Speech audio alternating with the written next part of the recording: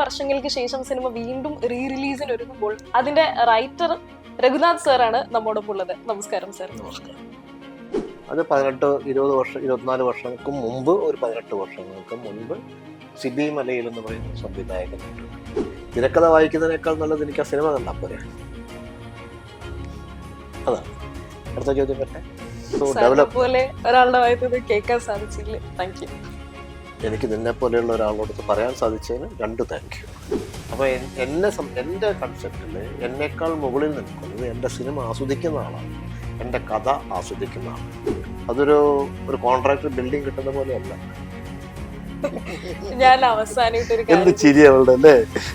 യക്ഷിപ്പല്ലുള്ളതുകൊണ്ട് അത് സാരല്ല, എല്ലാ യക്ഷികൾക്കും പല്ലുണ്ടാവും, എനിക്കുണ്ട് പല്ല്. നീ ബേജാറാവും. ഇതാക്കിയതാണോ? ഈശ്വരൻ നിറച്ചു വെച്ച മഹാസാഗരം പോലെ എനിക്ക് ചുറ്റും പ്രണയമിത ശാന്തമായി ഒഴുകും. അതിൽ ദിക്കറിയാതെ എന്റെ ഹൃദയ മഹേശ്വര ഗായകൻ എവിടേക്കോ ഒഴുകുകയാണ്. ഈ ഡയലോഗ് ദേവദൂതൻ എന്ന സിനിമയുടേതാണ് എന്ന് നമുക്ക് പ്രത്യേകം എടുത്തു പറയേണ്ട കാര്യമില്ല. 24 വർഷങ്ങൾക്ക് ശേഷം സിനിമ വീണ്ടും റീ റിലീസിന് ഒരുങ്ങുമ്പോൾ അതിന്റെ റൈറ്റർ രഘുനാഥ് സാറാണ് നമ്മോടൊപ്പം ഉള്ളത്. നമസ്കാരം സാർ. നമസ്കാരം. അങ്ങനെ 24 വർഷങ്ങൾക്ക് ശേഷം സിനിമ റീ റിലീസിന് ഒരുങ്ങുകയാണ്. ഈ ഒരു തീരുമാനത്തിന് പ്രേരിപ്പിച്ചത് എന്തായിരുന്നു സാർ? ഈ ഒരു പുതിയ അവസരത്തോട് സാറിന് എന്താണ് തോന്നുന്നത്? എനിക്ക് വളരെ സന്തോഷം തോന്നുന്നു. ഇത് പ്രേരിപ്പിച്ചതൊന്നും ഞാനല്ല. ഇത് പ്രേരിപ്പിച്ചത്, ഇത് ചെയ്യണം തോന്നുന്നത് ഇതിൻ്റെ നിർമ്മാതാവ് സിയാദ് പോക്കറിലാണ്. അദ്ദേഹത്തിന് അതിന് അവസരം ഒരുക്കി കൊടുത്തു, അല്ലെങ്കിൽ തോന്നിച്ചതും ഈ സിനിമയെക്കുറിച്ച് പിന്നീട് കുറേ കാലത്തിന് ശേഷം പുതിയ ജനറേഷൻ, പുതിയ ആൾക്കാർ ഇതിൻ്റെ നല്ല വശങ്ങളെക്കുറിച്ചും ഇതിനുള്ള അവരുടെ ഇഷ്ടമൊക്കെ പ്രകടിപ്പിച്ചുകൊണ്ടുള്ള ഒരുപാട് സന്ദേശങ്ങളും ഒരുപാട് ചോദ്യങ്ങളൊക്കെ വന്നപ്പോഴാണ് അദ്ദേഹത്തിനുള്ള ഉള്ളിലുണ്ടാവില്ല ഈ സിനിമയുള്ളൊരു വല്ലാത്തൊരു വൈകാരിക അടുപ്പമുണ്ട്. അപ്പം അവരാണ് ശരിക്കും ഇതിൻ്റെ കാരണക്കാർ. പുതിയ ജനറേഷൻ 2000-ന് ശേഷം ജനിച്ച ആൾക്കാരും ഈ മുൻപ് ഈ സിനിമ കാണാതിരുന്ന യങ്സ്റ്റേഴ്സും. അപ്പൊ എല്ലാം കൂടെ ഒരു 18-നും 40-നും ഇടയിലുള്ള കുറെ ആൾക്കാരായിരിക്കും. ഇത് അന്ന് സിനിമ കാണാതിരുന്ന ആൾക്കാരായിരിക്കും, യങ്സ്റ്റേഴ്സ് ആയിരിക്കും. അവർക്ക് ഇതിൻ്റെ അകത്തുള്ള എന്തൊക്കെയോ പോയട്രി മനസ്സിലായി കാണും. അവരുടെ ചോദ്യങ്ങളും അവരുടെ സന്ദേശങ്ങളും അദ്ദേഹത്തിന് ഇത് വീണ്ടും ഒന്നും കൂടെ ജനങ്ങളെ കാണിക്കാനുള്ള ഒരു ആഗ്രഹം സംജാതമായി അദ്ദേഹം ഇതിന് മുൻകൈയെടുത്തു. അത് എന്നെ വളരെ വളരെ സന്തോഷിപ്പിക്കുന്നുണ്ട്. ഞാൻ ഏതൊരു ബൈറ്റിൽ കേട്ടിട്ടുണ്ടായിരുന്നു സാറിന് കത്തുകൾ വന്നിട്ടുണ്ടായിരുന്നു, ഇത് നന്നായിരുന്നു എന്നൊക്കെ പറഞ്ഞിട്ട് കുറെ ഫീഡ്ബാക്കും കാര്യങ്ങളൊക്കെ വന്നിട്ടുണ്ടായിരുന്നു എന്ന് പറഞ്ഞിട്ട്. ഞാൻ പഴയ കാലത്തേക്ക് സാറിനൊന്ന് കൊണ്ടുപോവുകയാണ്. ഇത് എഴുതിയ ആ ഒരു സാഹചര്യത്തില് ആദ്യമേ ഉണ്ടായിരുന്ന ആശയം തന്നെയായിരുന്നു ഈ ഒരു ദേവദൂതനിലേക്ക് വന്നത്, അല്ലെങ്കിൽ ഈ ഒരു സൃഷ്ടിക്കുള്ള ആ ഒരു ഉത്ഭവം എങ്ങനെയായിരുന്നു? അത് 24 വർഷങ്ങൾക്ക് മുമ്പ്, ഒരു 18 വർഷങ്ങൾക്ക് മുൻപ് സിബി മലയിൽ എന്ന് പറയുന്ന സംവിധായകനുണ്ട്. അദ്ദേഹമാണ് ഇതിന്റെ സംവിധായകൻ. അദ്ദേഹത്തിന്റെ ആദ്യ സിനിമയ്ക്ക് വേണ്ടിയിട്ടാണ് ഞാനൊരു തിരക്കഥ എഴുതാൻ വേണ്ടിയിട്ട് ഇവിടുത്തെ ചെല്ലുന്നത്. ആ ഒരു കമ്പനി, ആ കമ്പനി സിബിയെ വെച്ചുകൊണ്ട് അവരൊരു സിനിമ പ്ലാൻ ചെയ്തു. അത് സിബിയുടെ ആദ്യ സിനിമയാണ് ആയിരുന്നു. അതിൻ്റെ തിരക്കഥ എഴുതാൻ വേണ്ടി ഞാൻ പോയ സമയത്താണ് ഈ കഥാംശം എനിക്ക് കിട്ടുന്നത്. അത് ഞങ്ങൾ വർക്ക് ചെയ്തു കുറേ കാലം, കുറേ മാസങ്ങളോളം വർക്ക് ചെയ്തു. പക്ഷെ എന്തുകൊണ്ടോ അത് കംപ്ലീറ്റ് ആയിട്ടും അവർ ആ പടം ചെയ്തില്ല. അവർ വേറൊരു പ്രോജക്റ്റിലേക്ക് പോയി. അപ്പം അതിൻ്റെ കാരണങ്ങളും കാര്യങ്ങളൊന്നും അന്വേഷിക്കാനൊന്നും ഞാൻ നിന്നിട്ടില്ല. സിബിയും ഈ സിനിമയൊക്കെ മാറ്റി വെച്ചിട്ട് സിബിയും വേറെ ജോലികളിലേക്ക് പോയി. കുറച്ച് കാലത്തിന് ശേഷം സിബി വീണ്ടും സിനിമയിലേക്ക് കടന്നു വന്ന് സിബി കുറേ പടങ്ങളൊക്കെ ചെയ്തു. 18 വർഷം കഴിഞ്ഞപ്പോൾ സിയാദ്, അപ്പോൾ അതിനൊക്കെ സിയാദിനും സിബി കുറേ പടങ്ങൾ ചെയ്തു. സിയാദ് ഒരു സബ്ജക്റ്റ്, ഡിഫറെൻ്റ് ആയിട്ടുള്ള സബ്ജക്റ്റ് സിബിയോട് ചോദിച്ചു. അപ്പോൾ സിബി ഈ സബ്ജക്റ്റ് അദ്ദേഹത്തോട് പറഞ്ഞു. ആ സബ്ജക്റ്റ് അദ്ദേഹത്തിന് വളരെ ഇഷ്ടമായി. അപ്പോൾ അത് പ്രത്യേക നടനെ വെച്ചിട്ടോ അല്ലെങ്കിൽ നടിയെ വെച്ചിട്ടോ ഒന്നുമല്ല, അദ്ദേഹത്തിന് ഒരു സബ്ജക്റ്റ്, ഡിഫറെൻ്റ് ആയിട്ടുള്ള സബ്ജക്റ്റ് വേണം. അപ്പോൾ സിബിയെ സംബന്ധിച്ചിടത്തോളം അദ്ദേഹത്തിൻ്റെ ആദ്യ സിനിമയിൽ കണ്ട ഈ കഥയുണ്ട് സിബിക്കൊരു വൈകാരികമായ ബന്ധമുണ്ട്, അടുപ്പമുണ്ട്. അപ്പോൾ സിബിയെ എടുത്തു വന്നു. വീണ്ടും ഞങ്ങൾ വർക്ക് ചെയ്യാൻ തുടങ്ങി. അങ്ങനെ വന്ന് കുറച്ച് സമയം കഴിയുമ്പോഴേക്കും ഈ കഥയിൽ മോഹൻലാൽ താല്പര്യം. അപ്പോൾ അദ്ദേഹത്തിന് അത് അക്സെപ്റ്റബിൾ ആയി. വീണ്ടും ഞങ്ങൾ വർക്ക് ചെയ്ത് അവസരം ദേവദൂതനായി. അങ്ങനെയാണ് ഇതിന്റെ ഉത്ഭവം. ഉണ്ടായത്. ഇതിന്റെ സിനിമയെ കുറിച്ച് പറഞ്ഞു. ഇതിലെ പാട്ടുകൾ അത് ഈ ഒരു സിനിമയുടെ പ്രാണൻ തന്നെയാണ്. അതില് ഒരു എഴുത്തുകാരൻ എന്നുള്ള രീതിയിൽ സാറ് കൈതപ്രം സാറിന് ഈ ഒരു സീൻ കംപ്ലീറ്റ്ലി പറഞ്ഞു കൊടുത്ത്, ഈ സ്ക്രിപ്റ്റ് കംപ്ലീറ്റ്ലി പറഞ്ഞു കൊടുത്തതിന് ശേഷമാണോ അദ്ദേഹം ഈ വരികളിലേക്ക് വന്നത്, അല്ലെങ്കിൽ ഒരു സീൻ, ഈ ഒരു സീനിലേക്ക് ഇങ്ങനത്തെ ഒരു പാട്ട് വേണം എന്നായിരുന്നു സാറ് പറഞ്ഞിട്ടുണ്ടായിരുന്നത്? കൈതപ്രം ഏത് പാട്ട് എഴുതാൻ വരുന്ന ആരുള്ളൂ നമ്മുടെ ആ കഥയുടെ ഒരു ഏതാണ്ട് ആ കഥ മുഴുവനായിട്ട് തന്നെ പറയും. തിരക്കഥ വായിക്കണമെന്നൊന്നുമില്ല, കഥ പറഞ്ഞാൽ മതി മുഴുവനായിട്ട്. ഇതിന്റെ മൂഡ് അപ്പോഴേക്കൊരു സർഗചിത്തനായ ഒരു എഴുത്തുകാരന് അത് മനസ്സിലാവും. പ്രത്യേകിച്ചും കവിത എഴുതുന്നവർക്ക് വേഗം മനസ്സിലാവും. അപ്പം ഇതിന്റെ ഓരോ എവിടെയൊക്കെയാണോ ഞാനിതിലൊരു ഗാനങ്ങൾ കാണുന്നത്, ആ ഭാഗങ്ങളൊക്കെ സ്പെസിഫിക് ആയിട്ട് പറഞ്ഞു കൊടുക്കും. തിരക്കഥ വായിക്കണമെന്നില്ല, ആ സീനും വായിക്കണമെന്നില്ല, പക്ഷെ അതിന് മുമ്പും പിൻപുള്ള എന്തെങ്കിലുമൊക്കെ പറഞ്ഞു. അത് മതി, ധാരാളമാണ്. സർഗമായ ഒരു മനുഷ്യന് അത് കിട്ടും. കൈതപ്പുറമൊക്കെ വളരെ നല്ലൊരു പോയറ്റാണ്. അദ്ദേഹം വളരെ ഈസി ആയിട്ട് അതൊക്കെ എഴുതും. പിന്നെ ഇതിൻ്റെ കൂടെ ആദ്യം ഞങ്ങളുടെ ഫൈനലായി ഈ കഥ ഫൈനലൈസ് സ്ക്രിപ്റ്റ് എഴുതിക്കൊണ്ടിരിക്കുമ്പോൾ ഒരു ഘട്ടത്തിൽ വിദ്യാസാഗർ ഞങ്ങളുടെ കൂടെ ഉണ്ടായിരുന്നു. അദ്ദേഹം ഒരു ഭാഗത്ത് കമ്പോസ് ചെയ്യുന്നുണ്ടാവും. അപ്പൊ അദ്ദേഹത്തിന് ഇതിലെ മ്യൂസിക് എലമെന്റിനെ പറ്റി നല്ല ബോധം. കഴിയുന്നത്ര ഞാൻ കമ്മ്യൂണിക്കേറ്റ് ചെയ്യും, സിബിയും കമ്മ്യൂണിക്കേറ്റ് ചെയ്യും അദ്ദേഹത്തോട്. പിന്നെ ഞങ്ങള് കൂടുതലും ഒരു സിനിമയുടെ ഒരു വർക്കില് ഒരു തിരക്കഥ എഴുതിക്കൊണ്ടിരിക്കുമ്പോൾ അതിന്റെ കൂടെ തന്നെ സംവിധായകനുണ്ടെങ്കിൽ മിക്കവാറും ഞങ്ങളുടെ സംഭാഷണങ്ങൾ മുഴുവൻ അതിനെക്കുറിച്ച് മാത്രമായിരിക്കും. അപൂർവമായിട്ട് മാത്രമേ ഞങ്ങൾ വേറെ എന്തെങ്കിലും സംസാരിക്കാം.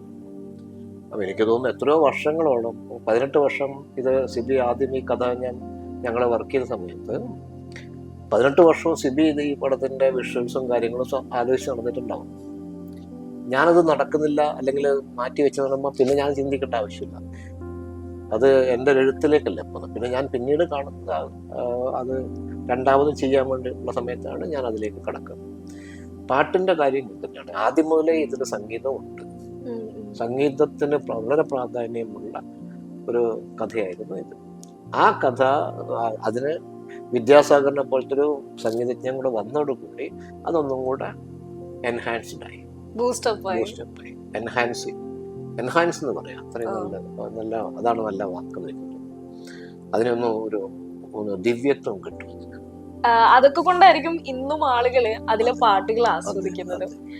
നല്ല പാട്ടുകളാണ്, സാധ്യ പാട്ടുകളാണ്. അതിനോട് നിൽക്കുന്ന വേറെ പാട്ടുകൾ അപൂർവമായിട്ടേ വന്നിട്ടുണ്ട്. ശരിക്കും സാറ് മ്യൂസിക്കിനെ കുറിച്ച് പറഞ്ഞല്ലോ. ഈ ഒരു സിനിമയുടെ മറ്റൊരു എന്താ പറയാ മെയിൻ ഘടകമാണ് 7 ബെൽസ്. സിബി മലയിൽ സാറായിട്ട് സംസാരിക്കുന്ന സമയത്ത് അദ്ദേഹം പറയുകയുണ്ടായി, ഈ 7 ബെൽസ് എന്ന് പറഞ്ഞൊരു കോൺസെപ്റ്റ് കൊണ്ടുവന്നത് രഘുനാഥ് സാർ ആയിരുന്നു. എങ്ങനെയായിരുന്നു ആ ഒരു കോൺസെപ്റ്റിലേക്ക് വന്നത്? അത് വളരെ നിസ്സാരമായ കോൺസെപ്റ്റ് അല്ല, അത് നിസ്സാരമായി സംഭവിച്ച. ഇതില് മെയിൻ കഥാപാത്രം സംഗീതജ്ഞനാണ്, നിഖിൽ മഹേഷ് എന്ന് പറയുന്നത്. അദ്ദേഹത്തിന്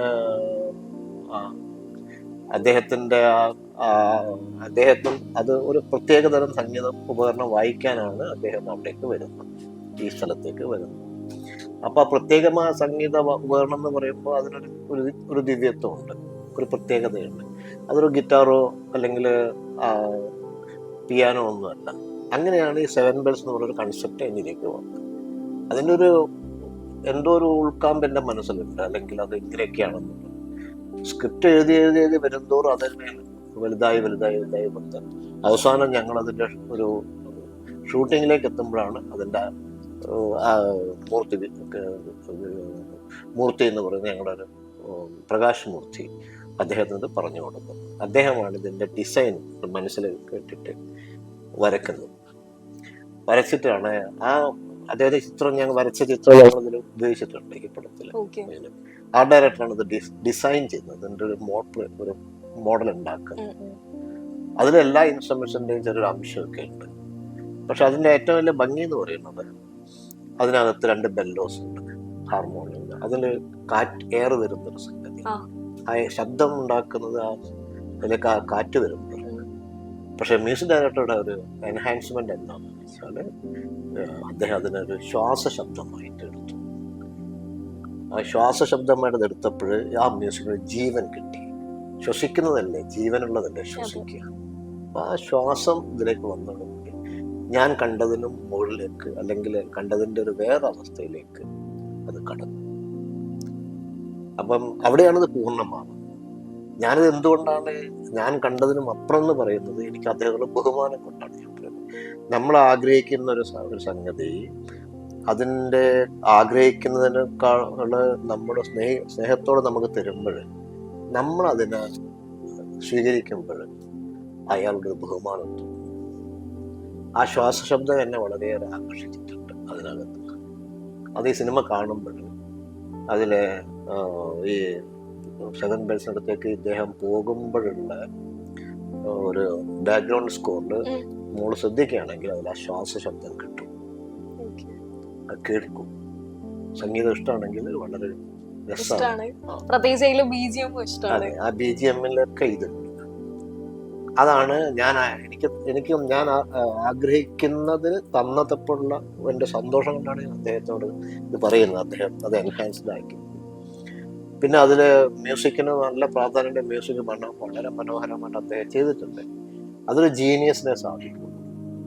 പിന്നെ ഒരു മ്യൂസിക് ഡയറക്ടറോട് ഇതിലെ കഥാപാത്രം പറയുന്നുണ്ട്, അയാൾ സംഗീതത്തിന്റെ രാജാവാണ് എന്ന് പറയുന്നത് തുടക്കത്തിലെ തന്നെ. അതെ, അത് വിശാൽ കൃഷ്ണമൂർത്തി പറയുന്ന സംഭാഷണമാണ്.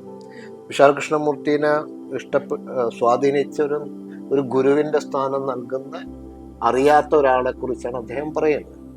അപ്പൊ ഒരു മ്യൂസിക് ഡയറക്ടറോട് പറയാണ് അദ്ദേഹം സംഗീതത്തിന്റെ രാജാവാണെന്ന് പറയുന്ന ആ രാജാവ് ഉണ്ടാക്കിയൊരു കോമ്പോസിഷനാണ് ഇതിന്റെ മെയിൻ സ്റ്റോറി ആയിട്ട് ഞങ്ങൾക്ക് എലമെന്റായിട്ട് ഞങ്ങൾക്ക് വേണ്ടെന്ന് പറയുമ്പോൾ, അതിനേക്കാൾ മനോഹരമായിട്ട് എന്തിനാണ് വേറെ ആവശ്യമില്ലല്ലോ. അപ്പോൾ സംഗീതത്തിന് രാജാവായ ഒരാൾ ഉണ്ടാക്കിയ കോമ്പോസിഷൻ തന്നെ വിദ്യാസാഗർ തന്നു. അതാണ് എന്തൊരു മഹാനുഭാവം. വിദ്യാസാഗറിന്റെ സംഗീതത്തിന്റെ രാജാവ് എന്നുള്ളത് അത് ജനങ്ങൾ കൊടുക്കുന്നു, അതെ അതെ, പ്രേക്ഷകർ കൊടുക്കുന്ന ഇതാണ്. അതെന്തുകൊണ്ടാണ് ആ സംഭാഷണം പ്രേക്ഷകനും ഇഷ്ടപ്പെട്ടു. പ്രേക്ഷകൻ അത് വിദ്യാസാഗറിന് കൊടുത്തു. ഞാൻ കൊടുത്തത് വിദ്യാസാഗറിന് അവരെടുത്തിട്ട്. അതൊക്കെ എനിക്ക് സന്തോഷമുള്ള കാര്യമാണ്. നമ്മള് ഒരു തിരക്കഥയിൽ ഒരു വരി എഴുതി കഴിഞ്ഞാൽ അത് സിനിമയാവുന്നതോടുകൂടി അതിലങ്ങ് നമ്മൾ വെള്ളത്തിൽ പഞ്ചസാര കലക്കുന്ന അലിഞ്ഞാണ്. എന്റെ തിരക്കഥ അതിൽ അലിഞ്ഞു പോയി കഴിഞ്ഞാൽ പിന്നെ അതിന് നമ്മൾ മൊത്തമല്ല കിട്ടുന്നത്. തിരക്കഥ വായിക്കുന്നതിനേക്കാൾ നല്ലത് എനിക്ക് ആ സിനിമ കണ്ടാ പോരെ. അതാണ് അടുത്ത ചോദ്യം. പറ്റേ സിനിമയില് പാട്ടിലുണ്ടല്ലോ, ചിറകുണര വെൺപിറാവായി ഞാനിവിടെ കാത്തിരിക്കാം, അതുപോലെ തന്നെ മിഴികൾ എന്തിനു വേറെ, മൃദുലും ഈ കരങ്ങളില്ലേ, ഈ വരികള് കൈതപ്രം സാറിന്റെ ഈ ഒരു വരികൾ എന്ന് പറയുമ്പോൾ ഈ ഒരു സിനിമയുടെ ഹോൾ കോൺസെപ്റ്റ് ആണ് ഇതിലുള്ളത്. ആസ് എ റൈറ്റർ എന്നുള്ള രീതിയിൽ സാർ എങ്ങനെയാണ് ഇതിനെ നോക്കി കണ്ടത്? കൈതപ്പം നല്ലൊരു പോയറ്റാണ്. അദ്ദേഹം അതിനും വലുതൊക്കെ എഴുതും. അതൊരു ഭാഗ്യമാണ് നമ്മൾക്ക് അങ്ങനത്തെ ലിറിക്കൊക്കെ കിട്ടുന്നതെന്ന് പറയുന്നത് ഭാഗ്യം. ഞാൻ അങ്ങനെ കാണുന്നുള്ളൂ. എൻ്റെ ആ സിറ്റുവേഷന് ഇപ്പം ആ തിരക്കഥയിൽ വന്ന സിറ്റുവേഷന് ഏറ്റവും മുകളിലേക്ക് ഉയർത്തുന്നത് ആ സംഗീതമല്ലേ, ആ പാട്ടല്ലേ. അദ്ദേഹം ട്യൂൺ ചെയ്യുകയും അതിന് പറ്റുന്ന പോലെ അതിന്റെ ട്യൂണിന് സമാനമായിട്ട് അദ്ദേഹം വരുന്നതും അത് മാക്സിമം പോയറ്റിക് ആവണ്ടേ. പോയറ്റിക്കൽ അദ്ദേഹം എഴുതി, അദ്ദേഹത്തിന്റെ കഴിവാണ്. ഈസ് എ ജീനിയസ്, നല്ലൊരു പോയറ്റാണ്. സാർ എടുത്ത് വെച്ച് ഈ ഒരു സിനിമയെ കുറിച്ച് പറയുകയാണെങ്കിൽ, ഇതിനു മുന്നേ ഉണ്ടായിരുന്ന സിനിമ ദേവദൂതന് മുന്നേ സാർ ചെയ്തു വെച്ച സിനിമകള് നാട്ടും പ്രദേശത്തിന്റെ ആ ഒരു തനിമകളെ വിളിച്ചൂതുന്ന കുറച്ച് സിനിമകളായിരുന്നു. അതിനുശേഷം ദേവദൂതനിലേക്ക് വന്നപ്പോൾ ഇതിന്റെ ലൊക്കേഷൻ കണ്ടെത്താനും അല്ലെങ്കിൽ ഇങ്ങനത്തെ ഒരു കോൺസെപ്റ്റ് അത് സിനിമയാക്കാനും ഉള്ള ഒരു ചലഞ്ചസും കാര്യങ്ങളൊക്കെ എങ്ങനെയായിരുന്നു? അതൊക്കെ സിബിയും സിയാദും കൂടെ ചെയ്തതാണ്. ഞാൻ ആ തിരക്കഥയുടെ പശ്ചാത്തലം എന്താണെന്ന് സംവിധായകന് മനസ്സിലാക്കി കഴിഞ്ഞാൽ പിന്നെ എനിക്കൊരു പണിയും വേണ്ട, ഞാൻ കൂടെ നടന്നാൽ മതി. ഞാൻ ഇവിടെ എടുക്കുക, അത് ആവശ്യമില്ല. അത് അദ്ദേഹത്തിന്റെ ജോലിയാണ്. അദ്ദേഹം അത് കണ്ടുപിടിച്ചോളും. തിരക്കഥയ്ക്ക് അനുയോജ്യമായ, തിരക്കഥയെ എൻഹാൻസ് ചെയ്യുന്ന അല്ലെങ്കിൽ അതിനെ ചേർത്ത് പിടിക്കാവുന്ന ഒരു ലൊക്കേഷൻ ആ സംവിധായകൻ കണ്ടെത്തും. അതാണ് സംവിധായകൻ എന്ന് പറയുന്നത്. അതിന് ഒരു തിരക്കഥാകൃത്തിനോട് സഹായം ആവശ്യമില്ല. തിരക്കഥാകൃത്ത് സഹായിക്കുന്നതാണല്ലോ തിരക്കഥ. കൂടെ നടക്കുന്ന പിന്നെ നമ്മൾ ഇത് വേണോ അത് വേണോ എന്ന് ചോദിക്കുന്നത് അർത്ഥമില്ല. അതേ കിട്ടും. അതാണ് സംവിധായകൻ. കിട്ടും മനോഹരമായിട്ടുണ്ടായിരുന്നു. സാറ് ലൊക്കേഷനില് ഉടനീളം ഉണ്ടായിരുന്നു. എങ്ങനെയായിരുന്നു? സന്തോഷല്ലേ, കാണാൻ സന്തോഷമാണ്. പിന്നെ ഞങ്ങൾക്ക് ഇങ്ങനെ സംസാരിച്ചൂടെ, എന്തെങ്കിലും ചെറിയ എന്തെങ്കിലും ആവശ്യങ്ങൾ വന്നാൽ അദ്ദേഹത്തിന് കൂടെ നിന്നൂടെ, ആസ്വദിക്കല്ലേ.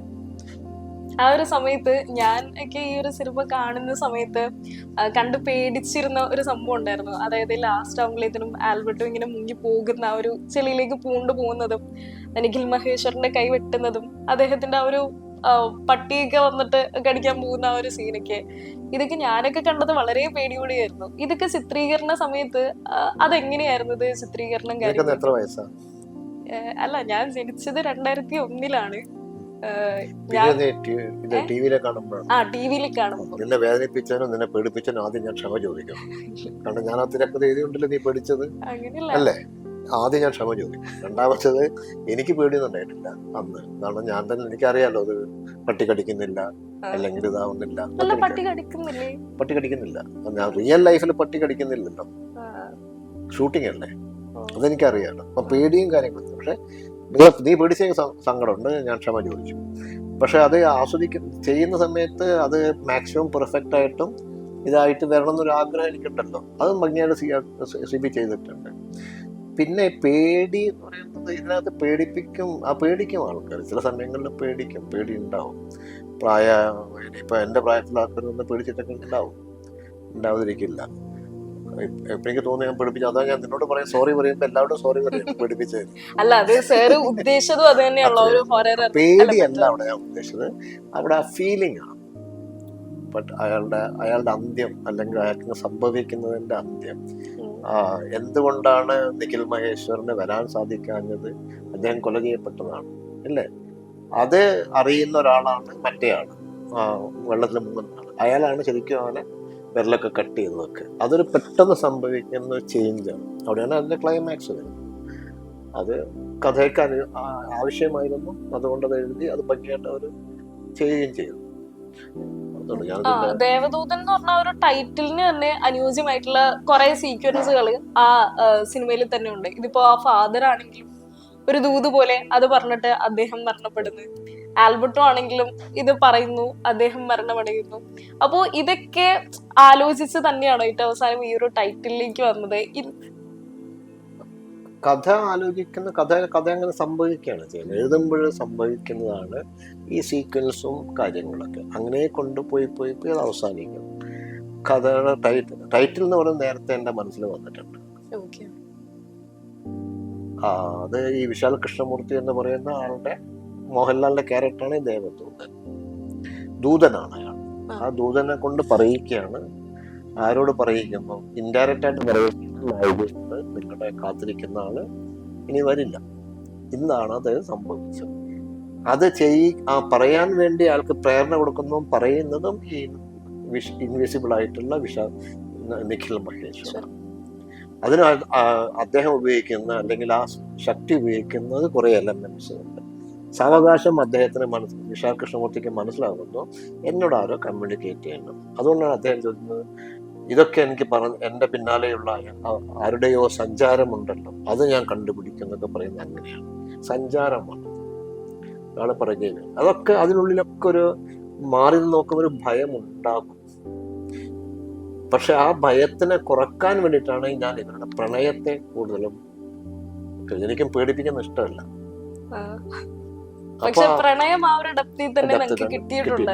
അത് കിട്ടണം. അത് കിട്ടിയിട്ടുണ്ടെങ്കിൽ ഇറ്റ്സ് സക്സസ്.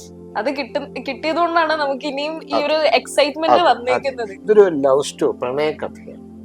അതായത് ഇങ്ങനെ ആരും പ്രണയിച്ചിട്ടില്ല. അതുകൊണ്ടാണ് വിശാൽ കൃഷ്ണമൂർത്തി അവരോട് പറയുന്നത്, നിങ്ങൾ എത്ര ഭംഗിയായിട്ടാണ് അത്. വിശാൽ കൃഷ്ണമൂർത്തിയുടെ അത്ഭുതമാണ്, അതിശയം.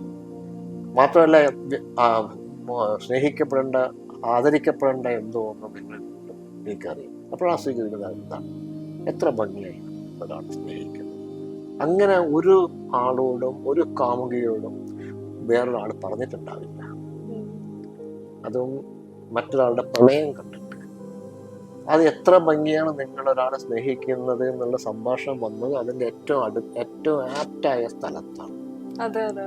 അപ്പൊ ഞാൻ എഴുതിയ ഏറ്റവും ശക്തമായ ഒരു പ്രണയകഥയാണ് എനിക്ക് എഴുതാൻ സാധിച്ചത്. അപ്പൊ എൻ്റെ ഉള്ളിലുണ്ടാവുമല്ലോ അതേപോലത്തെ ഒരു ശക്തമായ പ്രണയം ഉണ്ടാവും. അത് എല്ലാവരിലുണ്ട്. എല്ലാ പ്രണയത്തിനും ഒരു മാസ്മരികതയുണ്ട്. പ്രണയം എന്ന് ഞാൻ ഉദ്ദേശിക്കുന്നത് സ്നേഹമാണ്.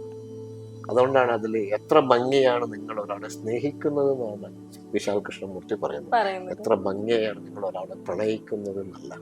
പ്രണയം വേറെ, സ്നേഹം വേറെ. അതിന്റെ ഡെഫിനേഷനൊന്നും ഞാനിപ്പോൾ പറയുന്നില്ല. അപ്പം എന്തുകൊണ്ട് വിശാൽ കൃഷ്ണമൂർത്തി ചോദിക്കുന്നില്ല എത്ര ഭംഗിയാണ് നിങ്ങൾ ഒരാളെ പ്രണയിക്കുന്നത്? അപ്പോൾ പ്രണയം ചുരുങ്ങിപ്പോകും, പ്രണയം താഴേക്ക് പോകും. സ്നേഹത്തിനാണ് എപ്പോഴും മുൻതൂക്കം. അപ്പോൾ എത്ര ഭംഗിയാണ് നിങ്ങൾ ഒരാളെ സ്നേഹിക്കുന്നത്. അപ്പോഴാണ് അവൾ അതിൻ്റെ മറുപടി പറയുന്നത്. എന്തുകൊണ്ട് ഇവിടെ അത് ഞാൻ ഇല്ലാന്ന് വിചാരിക്കുന്ന അപ്പം വിശാൽ കൃഷ്ണമൂർത്തി എനിക്കുള്ള വിശ്വാസം ഞങ്ങൾ ഇല്ലാതാണെന്നാണ് അവൾ പറയുന്നത്. അപ്പോൾ അത് മൊത്തം സ്നേഹം. സ്നേഹിക്കാൻ നല്ല സുഖം. എനിക്ക് തോന്നുന്നു ഈ ഒരു ഡയലോഗ് സംഭവിക്കുന്നത് അലീന അങ്ങോട്ട് ചോദിക്കും എന്നോട് ദേഷ്യമുണ്ടോന്ന്. കാരണം അതിന് തലേ ദിവസം കണ്ടുപിടിക്കുകയാണ്.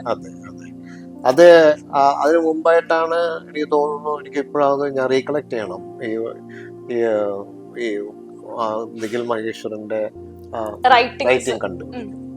അപ്പോഴാണ് അവള് ചോദിക്കുന്നത് എന്നോട് ദേഷ്യമുണ്ടോ ചോദിക്കാൻ കാരണം നേരത്തെ ഒരു തല്ലുകൂടിയിട്ടുണ്ടായിരുന്നു. അപ്പോഴാണ് അയാള് സംസാരം ദേഷ്യമല്ല ഉണ്ടായിരുന്നു. അയാൾ സത്യം പറയുന്നത് ഉണ്ടായിരുന്നു. ഇപ്പോഴതില്ല.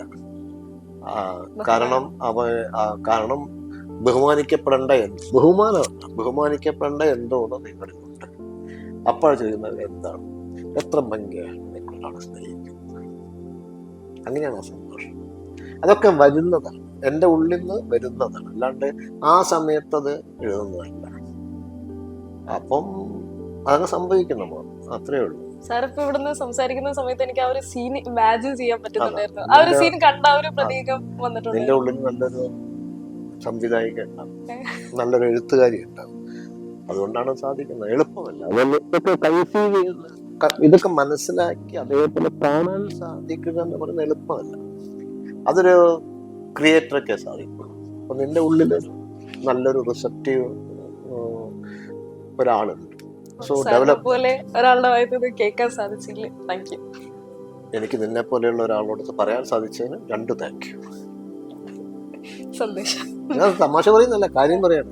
നിനക്ക് നീ എൻ്റെ ഒരു മകളെ എനിക്ക് എത്ര പ്രായമായി? 23. അതെ, നീ എൻ്റെ ഒരു ചെറിയ ഇളയ മകളാണ്. ഏറ്റവും താഴെ ഉള്ളൊരു മകളായിട്ട് കാണാൻ ഞാൻ കാണും. അപ്പൊ എനിക്ക് നിന്നോട് പറയാൻ സാധിക്കുന്ന വലിയൊരു സംഗതിയല്ലേ. എത്ര ഭംഗിയായാണ് ഒരു മകളാകുന്നത് എന്ന് എനിക്ക് നിന്നോട് ചോദിച്ചൂടെ? അപ്പൊ അത് നല്ലതാണ്. നിന്നോട് പറയാൻ എനിക്കും സന്തോഷമുണ്ട്. നിന്റെ ഉള്ളിൽ ഒരു സബ്ജക്റ്റ് പവർ ഉണ്ട്. Do it, develop. ഓക്കെ, സിനിമയിലേക്ക് നമുക്ക് വരുമ്പോ ഉണ്ടല്ലോ, സിനിമയുടെ കോസ്റ്റ്യൂം ഇപ്പോഴും അത്യാവശ്യം നല്ല ട്രെൻഡിങ്ങിലേക്കാണ്. പാട്ടിനെ പോലെ തന്നെ ഇപ്പോഴും അത് 2000 കാലഘട്ടത്തിൽ ആ ഒരു സമയത്ത് എഴുതി വെച്ച ആ ഒരു സിനിമയിലുള്ള കോസ്റ്റ്യൂമാണ് ഇതെന്ന് ഈ ഒരു കാലത്തില് നമുക്ക് കാണുമ്പോൾ വിശ്വസിക്കാൻ പറ്റില്ല. ഞാനത് എഴുതി വെച്ചിട്ടൊന്നുമില്ല. അതിന്റെ കോസ്റ്റ്യൂം എഴുതി വെക്കേണ്ട ആവശ്യമില്ല. കോസ്റ്റ്യൂം ഒന്നും വേണമെങ്കിൽ റെഫർ ചെയ്ത് കൊടുക്കാം. പക്ഷെ അതല്ലാതെ തന്നെ ഞങ്ങൾ സംസാരിച്ചിട്ടുണ്ട് സിബി ആയിട്ടൊക്കെ. അത് സിബിയുടെ ഒരു അതിനെ വലുതാക്കുന്നൊക്കെ സംവിധായകനാണ്. നമുക്കറിയാം, അദ്ദേഹത്തിന് വായിക്കുമ്പോൾ കിട്ടും. അത് ഞാൻ എന്ത് മനസ്സിൽ കാണുന്നു എന്നുള്ള അദ്ദേഹത്തിന് കിട്ടണം. കിട്ടുന്നില്ലെങ്കിൽ അദ്ദേഹം സംവിധായകനല്ല. അദ്ദേഹം ഒരു സംവിധായകൻ ഒരിക്കലും കോൺട്രാക്ടറോ ഒരു എക്സിക്യൂട്ടറോ അല്ല. സംവിധാനം എന്ന് പറയുന്നത് എളുപ്പമുള്ള പ്രക്രിയയല്ല. സിനിമ സംവിധാനം ചെയ്യുക എന്ന് പറയുന്നത് വളരെ ടഫായിട്ടുള്ള ജോലി, ഒരു ക്രിയേഷനാണ്. അതൊരു കോൺട്രാക്ടർ ബിൽഡിംഗ് കിട്ടുന്ന പോലെയല്ല. എന്താ പറയാ, അങ്ങനെ വേറെ വാക്കില്ല. I can't explain that. Film making വേറെ, ഫിലിം ക്രിയേഷൻ വേറെ. അദ്ദേഹത്തിന് കിട്ടും അത് അപ്പോഴാണ് അദ്ദേഹം ഒരു നല്ല സംവിധായകനാണ്. ഞാനത് തിരക്കഥയിലുണ്ട് അദ്ദേഹത്തിന്റെ കോസ്റ്റ്യൂമും അദ്ദേഹം. പക്ഷെ അത് ഇന്നതാണെന്നൊന്നും നമ്മൾ എവിടെയാണോ ഒരു ഓബ്ജക്റ്റ് വെക്കുന്നത് ആ ഒബ്ജക്റ്റ് എന്തായിരിക്കും, എങ്ങനെയായിരിക്കും ചിന്തിക്കാൻ വളരെ എളുപ്പമാണ്. കഥയുടെ പശ്ചാത്തലം സാർ ഇത് എഴുതുന്ന സമയത്ത് മനസ്സിൽ ഇങ്ങനെ ഉണ്ടായിരുന്നോ, ഇങ്ങനത്തെ ഒരു കോസ്റ്റ്യൂം ആയിരിക്കണം അലീന, അല്ലെങ്കിൽ മഹേശ്വർ ഇങ്ങനത്തെ ഒരു രീതിയിലുള്ള ഒരു ഡ്രസ്സിങ് ആയിരിക്കണം എന്നൊക്കെ ഇത് എഴുതുന്ന സമയത്ത് മൈൻഡിലുണ്ട്? എന്റെ ഉള്ളിലുണ്ട്, പക്ഷെ അത് ഞാൻ ഒരിക്കലും എനിക്ക് പറയേണ്ട ആവശ്യമില്ല. അത് തിരക്കഥയിലുണ്ട്. ഇത്ര ഇങ്ങനത്തെ ഒരു കുർത്ത വേണം, ഇങ്ങനത്തെ ഒരു പൈജാമ വേണമെന്നൊന്നും ഞാൻ എഴുതേണ്ട ആവശ്യമില്ല. അത് പിന്നെ വന്നോളൂ. പിന്നെ വളരെ വ്യത്യസ്തമായ എന്തെങ്കിലും വേഷവിധാനങ്ങൾ ഉണ്ടെങ്കിൽ മാത്രമേ നമ്മൾ അത് മെൻഷൻ ചെയ്യേണ്ട ആവശ്യമുള്ളൂ.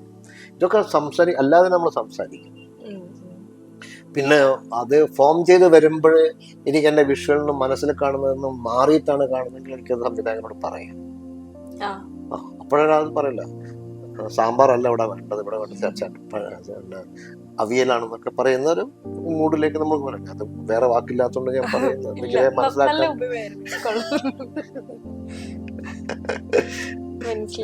മനസ്സിലായോ?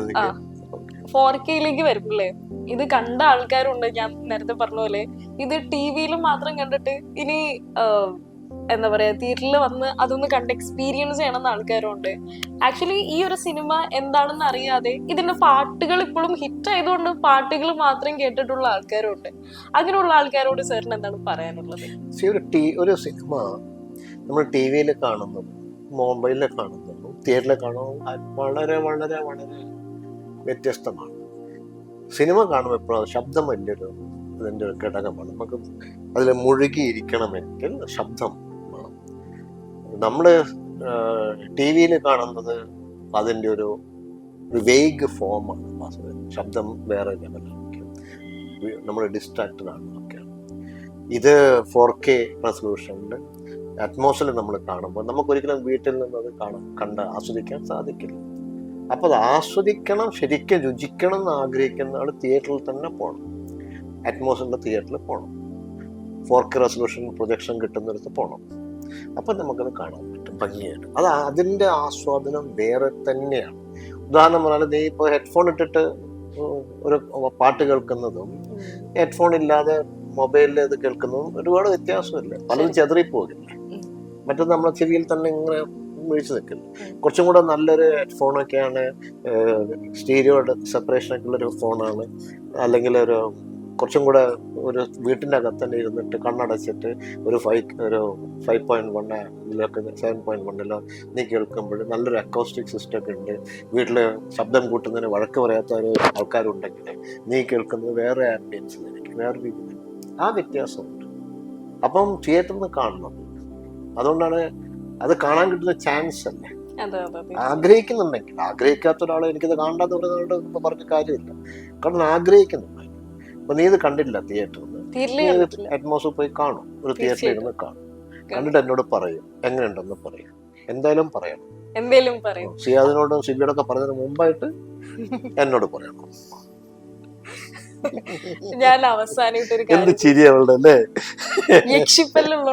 അത് സാരല്ല, എല്ലാ യക്ഷികൾക്കും പല്ലുണ്ടാവും. എനിക്കുണ്ട് പല്ല്, നീ ബേജാറാവണ്ട. ഇതാക്കിയതാണോ? എല്ലാ യക്ഷികൾക്കും എല്ലാ യക്ഷന്മാർക്കും പല്ലുകളുണ്ടാവും. സാരല്ല, ഈ 2 പല്ല് എല്ലാവർക്കും ഉണ്ടടി. സോറി, എല്ലാവർക്കും ഉണ്ട് മോളെ. പറയണ്ട. അവസാനായിട്ട് വരണം. അതായത് ഈ ഒരു ഹൊററിനെയും അല്ലെങ്കിൽ റൊമാൻസിനെയും ആ ഒരു ത്രില്ലിനെയും എങ്ങനെയായിരുന്നു സാറ് ഒറ്റ കുടക്കീഴിലാക്കിയത്? അതൊരു റയർ കോമ്പിനേഷൻ ആണ് ഇങ്ങനെ വരുന്നത്. ഒന്നുകൂടെ ചോദിക്കുന്നത്. ഹൊററും റൊമാൻസും ത്രില്ലും എല്ലാം കൂടി ഒരു ഒറ്റ കുടക്കീഴിലാക്കുന്നത്. തമാശയായിട്ട് പറയട്ടെ, എനിക്ക് ഒറ്റ കുട ഉണ്ടായിട്ടില്ല ആ സമയത്ത്. അതുകൊണ്ടാണ് മോളെ അങ്ങനെയാണ് മോളെ. ഒരു തിരക്കഥ എഴുതുമ്പോഴേ, ഒരു കഥ ആലോചിക്കുമ്പോൾ ഇതെല്ലാം ഉണ്ടാവണം അതിനകത്ത്. എന്തൊക്കെ ഭാവങ്ങൾ ആ കഥയുടെ ആംബിയൻസിൽ, അറ്റ്മോസ്ഫിയറിൽ, അല്ലെങ്കിൽ ആ കഥയ്ക്ക് ചുറ്റും നടക്കുന്നത്, അതൊക്കെ വരും. അതിനല്ലേ ഞാൻ എന്നൊരു എഴുത്തുകാരെന്ന് എല്ലാവരും പറയുന്നത്. എഴുതാൻ സാധിക്കുന്നത് കൊണ്ടല്ലേ. അതിൽ ഏതെങ്കിലും സാധനം കുടയിൽ പുറത്തു പോയി കഴിഞ്ഞാൽ ഞാൻ എന്ത് ചെയ്യും? ഭയങ്കര വിഷമാണ്. പക്ഷേ അത് നമ്മൾ ആസ്വദിക്കണം. ആസ്വദിച്ച് അതിലേക്ക് അങ്ങനെ പോയി. അത് എങ്ങനെയാണ് വിദ്യാസാഗർ ഇതിന്റെ മ്യൂസിക് കമ്പോസ് ചെയ്തത് എനിക്ക് ഒരു പിടിയില്ല. ഞാൻ ഒരിക്കലും അദ്ദേഹം ചോദിക്കുന്നത് എങ്ങനെ നിങ്ങൾ ഇത്രയും ഭംഗിയായിട്ട് കമ്പോസ് ചെയ്ത് ചോദിക്കില്ല. കാരണം അദ്ദേഹം സംഗീതജ്ഞനാണ്. ഒരു സംഗീതജ്ഞന് അത് ചെയ്യാൻ സാധിക്കും. അതിൻ്റെ ഗംഭീരമായ സാധനങ്ങൾ ഉണ്ടായി വരുമ്പോഴാണ് അദ്ദേഹം പിന്നെയും പിന്നെയും പിന്നെയും കൊടുക്കുക. അത് ഉണ്ടാവണമെങ്കിൽ അദ്ദേഹത്തിന് നിരന്തരമായിട്ടുള്ള വർക്ക് ഇത് കിട്ടിക്കൊണ്ടേയിരിക്കണം. ഞാനും ഇത് ഒരു പക്ഷേ എൻ്റെ ആ ഒരു ഇതിൽ അങ്ങനെ എഴുതി എഴുതി എഴുതി വന്നതായിരിക്കും. അതെങ്ങനെ വന്നു എന്ന് എന്നോട് ചോദിക്കില്ല, അദ്ദേഹം ചോദിക്കില്ല, അദ്ദേഹം അത് ആസ്വദിക്കും. ഇതൊരു വലിയ അത്ഭുതമായിട്ട് കാരണം എനിക്കത് സംഭവിക്കുന്നു, ഞാനത് എഴുതുന്നു, എനിക്കത് സാധിക്കുന്നു, ഞാനത് എഴുതുന്നു. അത് എനിക്ക് ഉള്ളിൽ കിട്ടുന്ന ഒരു ഒരു പ്രകാശം, ഒരു വെളിച്ചമായിരുന്നു. സാറിന്റെ ഒരു പ്രകാശം സാറിന് ഉള്ളിൽ കിട്ടി, സാർ എഴുതി, ഇനി ഞങ്ങളത് ആസ്വദിക്കാൻ പോവുകയാണ്. ആസ്വദിക്കാൻ കഴിയുന്നതും വലിയൊരു പ്രകാശമാണ്.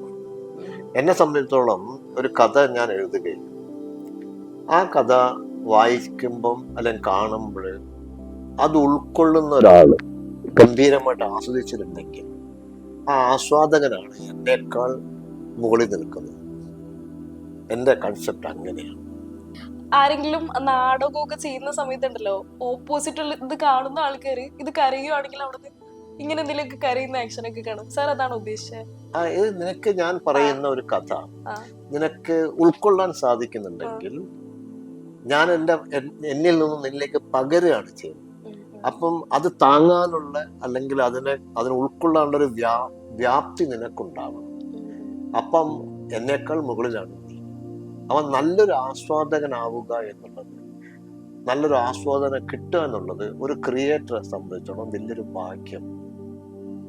അപ്പൊ എൻ്റെ കൺസെപ്റ്റില് എന്നേക്കാൾ മുകളിൽ നിൽക്കുന്നത് എൻ്റെ സിനിമ ആസ്വദിക്കുന്ന ആളാണ്, എൻ്റെ കഥ ആസ്വദിക്കുന്ന ആളാണ്. കാരണം അയാൾ ആസ്വദിക്കുന്നു, അയാൾക്ക് സാധിക്കുന്നു.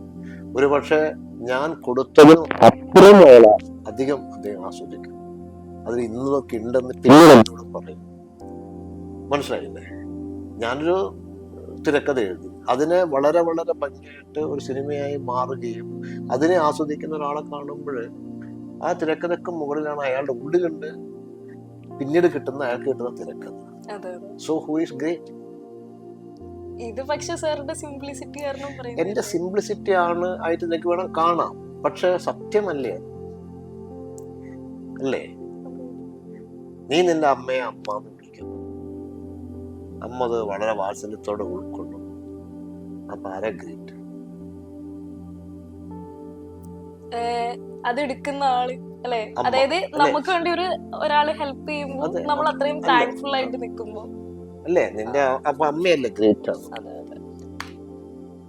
സാർ ഇനി സിനിമേന്റെ ഒരു കാര്യം ചോദിക്കുമ്പോ, സാറ് ഇത് റൈറ്റ് ചെയ്യുന്ന സമയത്ത് 3 ക്യാരക്ടറിനെ കുറിച്ച് ഞാൻ ജസ്റ്റ് ഒന്ന് പറയാം. അലീന, വിശാൽ കൃഷ്ണമൂർത്തി, മഹേശ്വർ.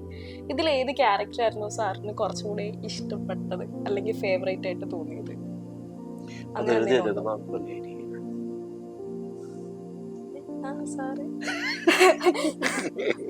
മോളെ ഈ ക്യാരക്ടർ കൂടുതൽ ഇഷ്ടമെന്ന സംഗതി ഇല്ല.